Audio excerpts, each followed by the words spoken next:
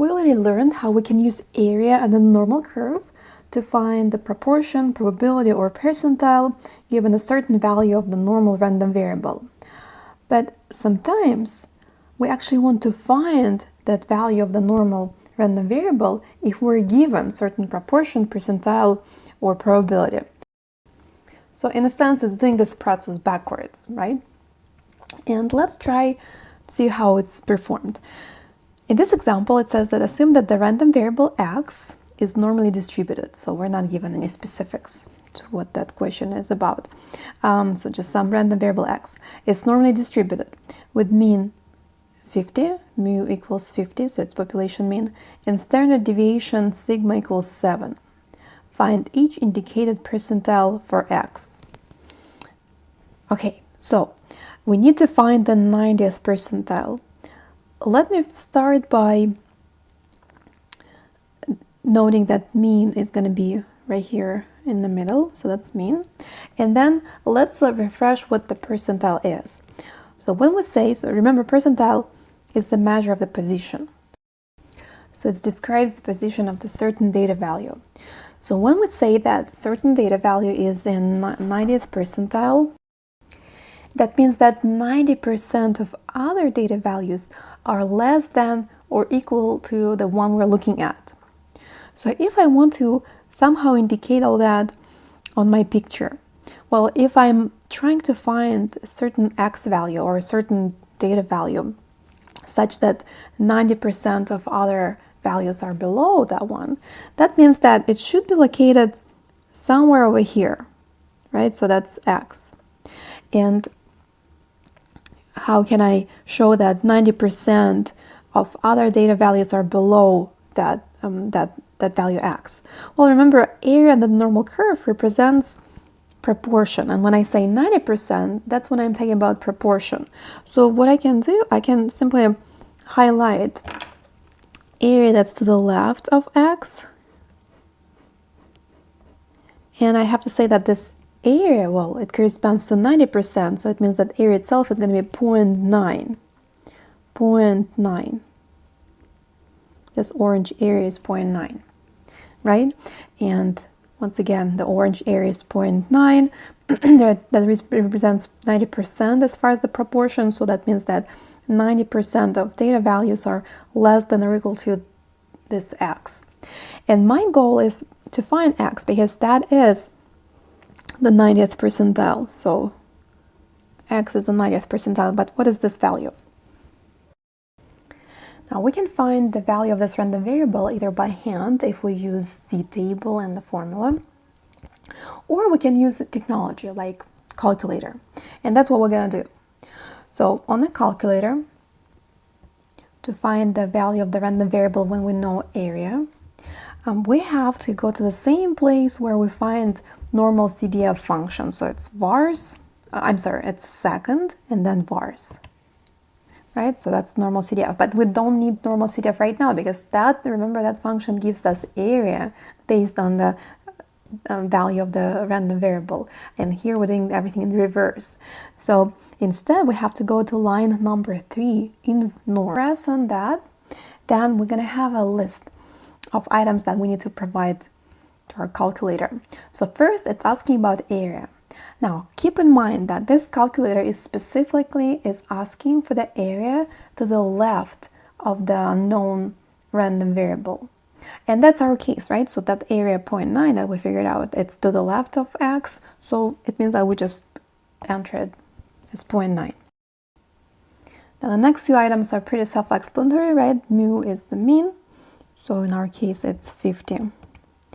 And standard deviation is 7. Sigma is the standard deviation is 7. So that's how I enter it, and then I press enter twice. Now it repeats what I just entered, and by the way, if you have a slightly different calculator that did not give you that list that we just saw, then most likely your calculator had norm on the screen with the open parentheses, and then you just have to manually enter those three numbers in that specific order and then separated by commas. So you would enter the area to the left, comma, the mean, comma, and then standard deviation, and then you would close the parentheses. So you type all that and then you press enter, and the result that you get, well, that's the that's the value of the random variable that we were trying to find, so 58.97. Depending on the context of the problem, you might need to round it to the whole number, or we'll just, since we've not really provided the context here, we'll keep it like that. But x equals 58.97 in this case. So in other words, knowing area to the left, knowing percentile or proportion, we were able to find the value itself, the value of the variable itself, 58.97.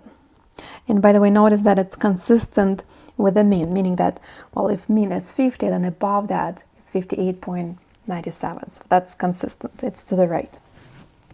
Let's try it again. This time it's a similar question, but we need to find the 38th percentile. So let's see how we can denote that on the picture. So 50 is the mean, right? Right in the middle. But where would be the value of the random variable that corresponds to the 38th percentile? Well, 38th percentile means that 38% of other values are below the one we're looking for.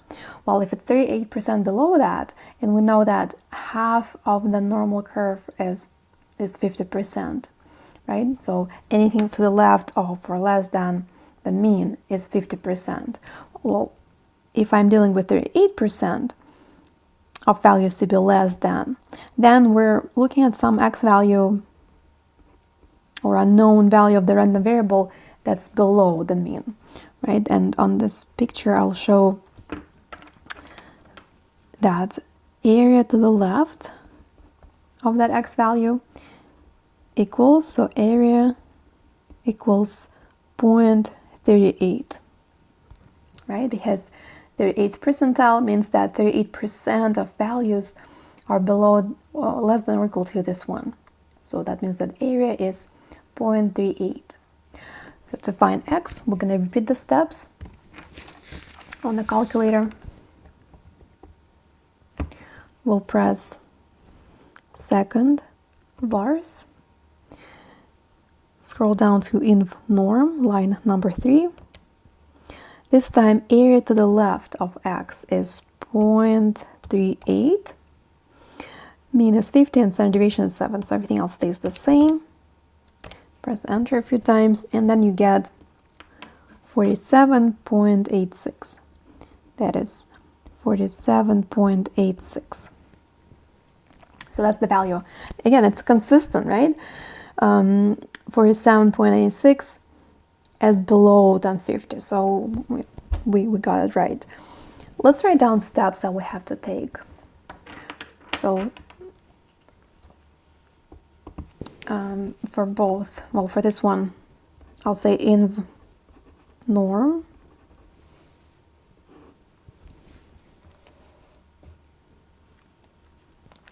So it's as far as whether you have to press it second, then you press on vars, and then you have to choose line number 3, inv norm. And there you have to enter area, which is 0.9, mu is 50, and then sigma is 7. And I will make a note, and it's important that area that's denoted here, it's always, for this calculator at least, there's some other versions of the calculator, newer versions of this calculator, where you get to choose what kind of area you're entering, area to the right or to the left. But in this calculator, by default, it always refers to the area to the left. Area to the left of x. Okay, and then for the second example, I write it differently, so we had to enter it.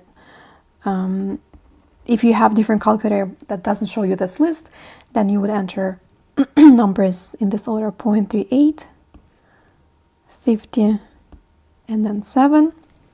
Close the parentheses. That is area to the left, mean, and standard deviation. Okay, so that's how you find You find the value of the random variable knowing the area.